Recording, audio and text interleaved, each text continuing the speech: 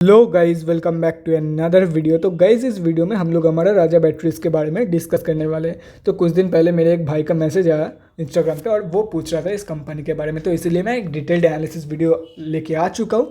तो गाइस, इस वीडियो में हम लोग बेसिकली 3 पॉइंट कवर करेंगे। So the first point is fundamental analysis. यहाँ पे हम लोग देखेंगे कि कंपनी कैसी है for short term trade and long term investment purpose. Second point is volume analysis. Volume को एनालाइज करके हम लोग फ्यूचर ट्रेंड के बारे में अंदाज़ा लगाने की कोशिश करेंगे। And the third point is technical analysis. यहाँ पे हम लोग डिस्कस करेंगे डिफरेंट टेक्निकल्स के बारे में, मतलब कहाँ पे आप लोग बाय करके चल सकते हो एंड क्या आप लोग की टारगेट रहने वाली है।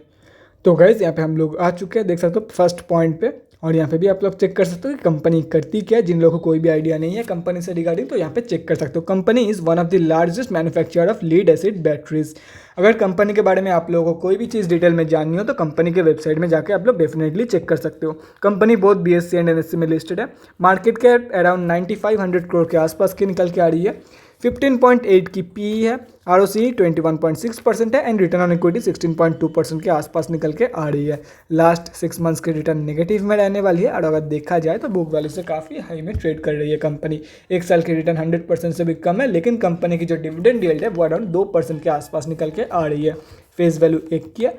एंड अगर प्रोज एंड कॉन्स के बारे में डिस्कस करें तो गाइस यहाँ पे देख सकते हो, अगर प्रोज में डिस्कस करें तो कंपनी ऑलमोस्ट डेट फ्री है। Company is expected to give a good quarter and company has been maintaining a healthy dividend payout of 27.5%। Cons में डिस्कस करें तो कंपनी की जो लास्ट 5 साल की सेल्स ग्रोथ है वो काफ़ी कम है। एंड अगर प्रोमोटर्स की होल्डिंग देखा जाए तो वो भी अगेन काफ़ी कम है। प्रोमोटर्स की होल्डिंग लास्ट 3 साल में 24% के आसपास डिक्रीज हुई है। अगर क्वार्टरली रिजल्ट के बारे में डिस्कस करें तो गाइस यहाँ पे देख सकते हो दिसंबर क्वार्टरली की रिजल्ट आउट हो चुकी है। एंड अगर देखा जाए तो पहले की कंपैरिजन में अभी के जो क्वार्टरली रिजल्ट है वो काफ़ी ज़्यादा ख़राब निकल के आ रही है। देख सकते हो यहाँ पे कोई भी प्रॉफिट में ग्रोथ देखने को नहीं मिला है आप लोगों को, जैसे कि आप लोग यहाँ पे देख सकते हो। और अगर करंट TTM में डिस्कस करें तो गाइस यहाँ पे भी आप लोग देख सकते हो काफ़ी ख़राब परफॉर्मेंस दे रही है इस करंट TTM में कंपनी। 647 करोड़ के आसपास की प्रॉफिट थी कंपनी की 2021 की फाइनेंशियल ईयर में, और 2020 की फाइनेंशियल ईयर में 661। तो प्रॉफिट की जो ग्राफ है वो धीरे धीरे डिक्रीज हो रही है इस कंपनी में। और अगर बैलेंस शीट के बारे में डिस्कस करें तो कंपनी ऑलमोस्ट डेट फ्री है। 100 करोड़ से भी कम कंपनी के पास डेट है और कंपनी के पास जो रिजर्व है वो अराउंड 4300 करोड़ के आसपास की है। और अगर कैश फ्लोज के रिगार्डिंग डिस्कस करें तो कैश फ्लोज के रिगार्डिंग कोई भी लेटेस्ट अपडेट नहीं है, तो डायरेक्टली चलते हैं शेयर होल्डिंग पैटर्न की तरफ। तो गाइस यहाँ पे आप लोग देख सकते हो 3 साल की कंपैरिजन में प्रोमोटर्स की होल्डिंग जो है वो अच्छी खासी कम हुई है कंपनी में। और अगर देखा जाए सिर्फ और सिर्फ प्रोमोटर्स की नहीं, गवर्नमेंट के पास भी जो होल्डिंग था वो भी बेच के निकल गए। लेकिन FIIs एंड DIIs अगर 3 साल की कंपैरिजन में देखा जाए तो अपनी होल्डिंग इंक्रीज करी है। और 3 साल पहले जो पब्लिक की होल्डिंग अराउंड 18% के आसपास थी वो अभी इंक्रीज होकर 40% के आसपास हो चुकी है। लास्ट क्वार्टर की कंपैरिजन में देखा जाए तो FIIs एंड DIIs दोनों ने अपनी जो शेयर है वो बेच दिया है, लेकिन DIIs में LIC ने अपनी होल्डिंग इंक्रीज करी है। उसके साथ साथ अगर देखा जाए तो DIIs के साथ साथ कोटक बैलेंस्ड एडवांटेज फंड भी अपनी होल्डिंग इंक्रीज करी है इस कंपनी में। पब्लिक में डिस्कस करें तो एक ही बड़े रिटेलर का होल्डिंग है। अगर ये कैलकुलेट करते हो तो हम अब जैसे छोटे मोटे रिटेलर की जो होल्डिंग है वो अराउंड 26.46% के आसपास निकल के आ रही है।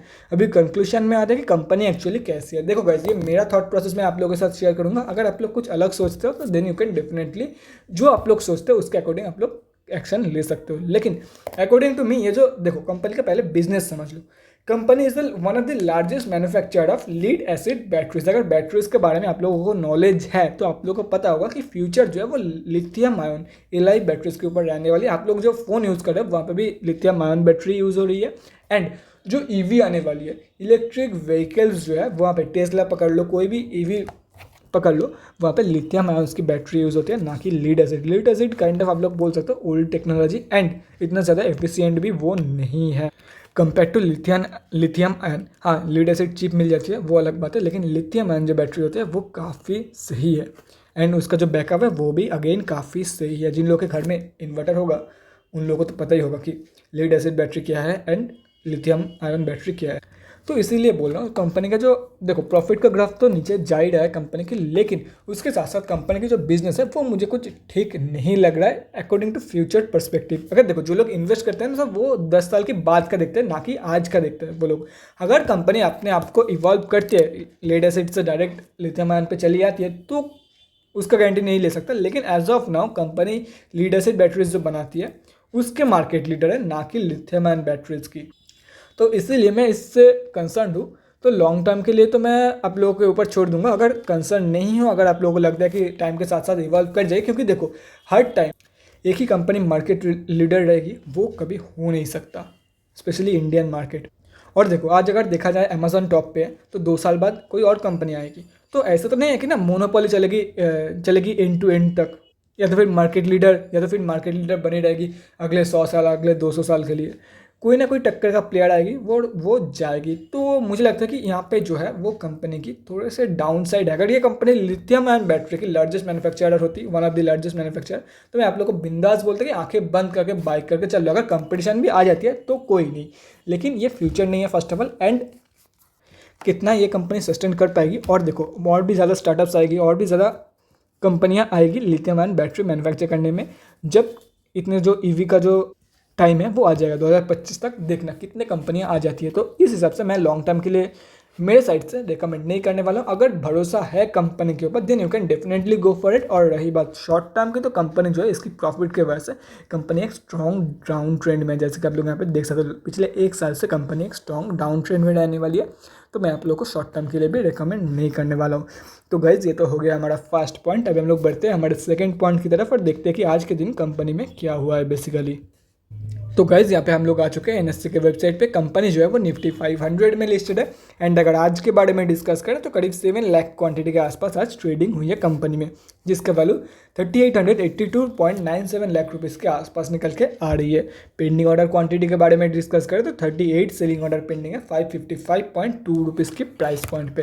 डिलीवरी परसेंटेज 50 से नीचे ही आएगी, 17%। कोई भी बंदा यहाँ पे पोजीशन बनाने के लिए रेडी नहीं है। मेजॉरिटी ऑफ द ट्रेड जो है वो शॉर्ट, जो लोग शॉर्ट करते हैं शॉर्ट सेलर्स वही कर रहे हैं। देख सकते हो मेजॉरिटी ऑफ द ट्रेड जो है वो इंट्राडे में लिया गया कंपेयर टू डिलीवरी ट्रेड। यही एक्सपेक्टेड था कंपनी से, क्योंकि इतना खतरनाक डाउन ट्रेंड में है कंपनी। और यहाँ पे एक चीज़ नोटिस करोगे तो दूसरे कंपनियों के साथ ये उल्टा होता है टोटली।